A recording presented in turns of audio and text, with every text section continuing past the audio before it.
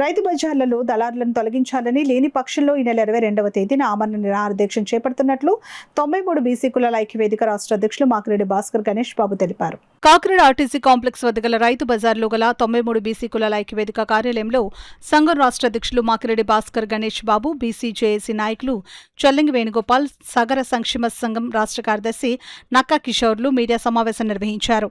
సమావేశంలో నాయకులు రైతు బజార్లో తిష్టవేసిన సమస్యలను తక్షణం పరిష్కరించాలని, లేకుంటే ఈ నెల 22వ తేదీన రైతు బజార్ వద్ద పెద్ద ఎత్తున ఆందోళన చేపడతామని హెచ్చరించారు.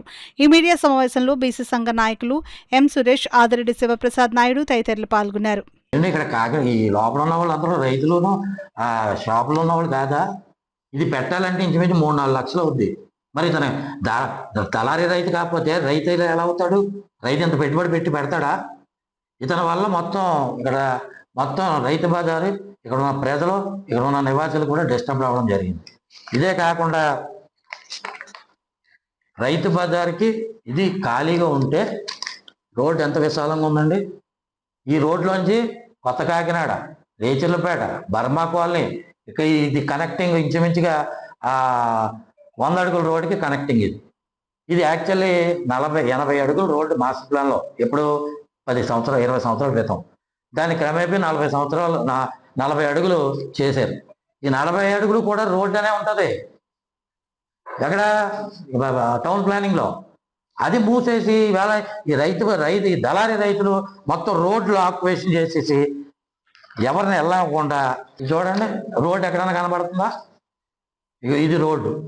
ఈ రోడ్డు పక్కన షాపుల వల్ల పబ్లిక్కి ఎంత ఇబ్బంది కలుగుతుంది.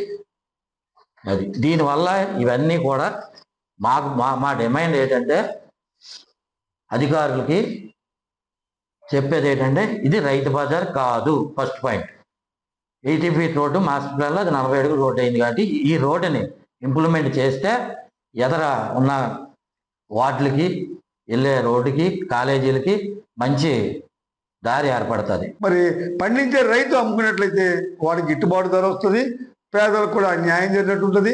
మాకు ఫ్రెష్గా ఉన్నటువంటి కాయగూరలు కూడా లభ్యం అవుతాయి, ఆరోగ్యరీత్యా కూడా బాగుంటుంది. అది చేయమని చెప్పి కలెక్టర్ గారిని వేడుకుంటే ఇంతవరకు దానికి కనీసం ఎంక్వైరీ లేదు, రాలేదు.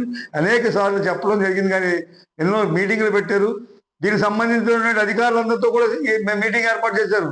మమ్మల్ని పోస్ట్పోన్ చేయమన్నారు, చేశాము. మళ్ళీ పోస్ట్పోన్ చేయడం అనేది జరగదు. ఎందుకంటే ఇప్పటికే చాలాసార్లు పోస్ట్పోన్ జరిగింది. ఈసారి ప్రజల రైతుల పట్ల, నిజమైన రైతుల పట్ల వారికి ఉన్నటువంటి అభిమానం, లేకపోతే వారి మీద ఉన్నటువంటి దృష్టి ఏ రకంగా ఉందో ఇప్పుడు క్లారిటీగా తెలిసిపోద్ది. కాబట్టి ఆ రోజు నుంచి మేము ఖచ్చితంగా నిరాహార దీక్ష అనేది స్టార్ట్ చేస్తాము. ఆ కార్యక్రమం జరుగుతుంది. ఇప్పట్లో ఈలోపు ఏదైనా మార్పులు చేస్తే ప్రభుత్వానికి చిత్తశుద్ధి ఉంటే ఖచ్చితంగా ఈ ఎంక్వైరీ చేసి దళాలను తొలగించి నిజమైన రైతుల్ని ఆదుకోవాలని, వాళ్ళకి గిట్టుబాటు రేటు వచ్చేలాగా, వాళ్ళకి తర్వాత పేద కుటుంబాలందరూ కూడా వచ్చి కొనుక్కునేలాగా ఒక ఫ్రెష్ కాయగూరలు తక్కువ రేట్లు కొనుక్కునేలాంటి అవకాశం కల్పించమని చెప్పి మేము ఒకటే అడుగుతున్నాం. మీరు కాకినాడ ప్రజలకు న్యాయం చేయాలనుకుంటే రైతు బజార్లో దళాలను తొలగించండి. ఇక్కడ డ్రైనేజ్ సమస్య ఉంది, పార్కింగ్ సమస్య ఉంది, రోడ్డు సమస్య ఉంది. ఇవన్నిటిని కూడా టౌన్ ప్లానింగ్తో మీ 4 డిపార్ట్మెంట్లు మీరు కోఆర్డినేషన్తో ఇది ముందుకు చేయండి. లేకపోతే ఏదైనా ప్రమాదం జరిగితే భారీ మూల్యం చెల్లించుకోవాల్సి ఉంటుంది కాకినాడ ప్రజలకు. మీరు ఉన్నది కూడా ఈ ప్రజలకు న్యాయం చేయడానికే. కానీ ప్రజల తరపున పోరాడుతున్న అనేక సమస్యల మీద మీరు స్పందించకుండా జాప్యం చేస్తే ఏదో రోజు ఈ ప్రజలకు జరిగే నష్టానికి మీరు చాలా భారీ మూల్యం చెల్లించుంటుంది. కాబట్టి మీరు 22వ తారీఖు లోపుగా స్పందించకపోతే 22వ తారీఖు ఉదయాన్ని అమర నిరాహార దీక్ష మొదలవుద్ది. మా నాయకుడు మాకిరెడ్డి భాస్కర్ గణేష్ బాబు గారు అమర నిరాహార దీక్ష కూర్చుంటారు. కాబట్టి మీ అందరం కూడా ఆయనకి బహిరంగంగానే సపోర్ట్ ఇప్పటికే ప్రకటించాం. ఆ రోజు ఆయన కూర్చున్న తర్వాత కూడా మేము అందరం కూడా ఎంత వద్దన్నా సరే మేము సపోర్ట్ చేస్తాము, భారీగా తరలి వస్తాం.